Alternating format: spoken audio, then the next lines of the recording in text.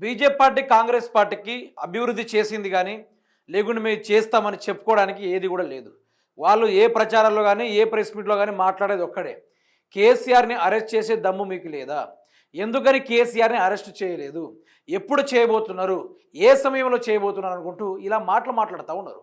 అంటే కేంద్ర ప్రభుత్వము తలుచుకొని కేసీఆర్ని అరెస్ట్ చేద్దామని చూసినా కూడా ఒక్క ఎవిడెన్స్ కూడా సరిగ్గా లేక సిబిఐ తిరిగి వెళ్ళిపోయిన సందర్భాలు కూడా ఉన్నాయి. అయితే ఇప్పుడు రేవంత్ రెడ్డి ఏమంటాడు, కేసీఆర్ని అరెస్ట్ చేసుడు కిషన్ రెడ్డి వల్ల కావట్లేదని ఆయన అంటాడు.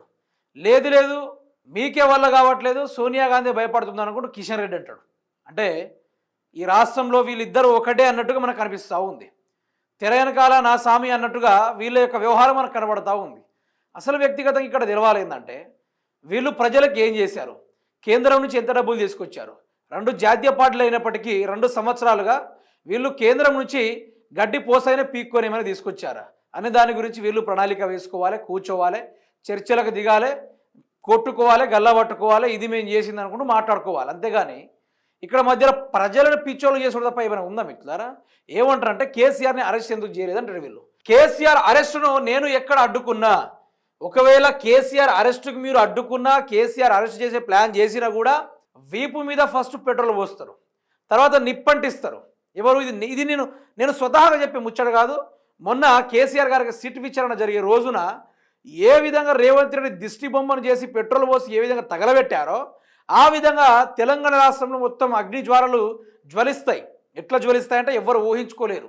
ఒకవేళ బై మిస్టేక్లో వాళ్ళే గిట్లా అధికారంలోకి వస్తే, కర్మగాలి వాళ్ళే గిట్లా అధికారంలోకి వస్తే మీ వీపులు మాత్రం పలిగి సింతాకు కట్టుడు మాత్రం ఖాయం అనుకుంటూ ఈరోజు బీఆర్ఎస్ పార్టీ వాళ్ళు చాలా వరకు వార్నింగ్ ఇస్తూ ఉన్నారు.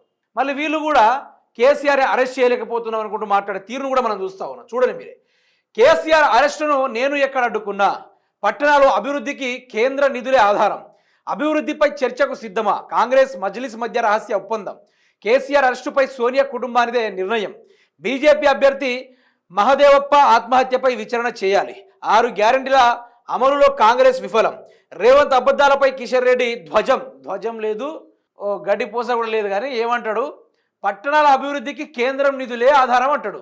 మరి మీరు ఇన్ని సంవత్సరాలుగా గెలుస్తూ ఉన్నారు, ఇన్ని సంవత్సరాలుగా కేంద్ర మంత్రిగా సాగుతూ ఉన్నాం. మరి మేము కేంద్రం నుంచి ఇంత బడ్జెట్ తీసుకొచ్చాము అని చెప్పడానికి ఏమైనా వీడియో ఆధారాలు ఉన్నాయి? ఇన్ని సంవత్సరాల నుంచి ఇన్ని పార్లమెంట్ సమావేశాలు జరిగాయి, శీతోష్ణ స్థితి సమావేశాలు జరిగినాయి, కేంద్ర బడ్జెట్ సమావేశాలు జరిగినాయి.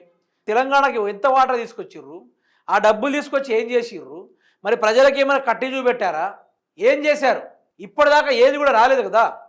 మరేమో పట్టణాల అభివృద్ధి కావాలంటే కేంద్రంతోనే సాధ్యం అంటే మీరు ఇప్పటివరకు సీసీ రోడ్డు వేసింది లేదా, ఓ మురికి కావాలని నిర్మించింది లేదా, ఓ డ్రైనేజీని క్లియర్ చేసింది లేదా?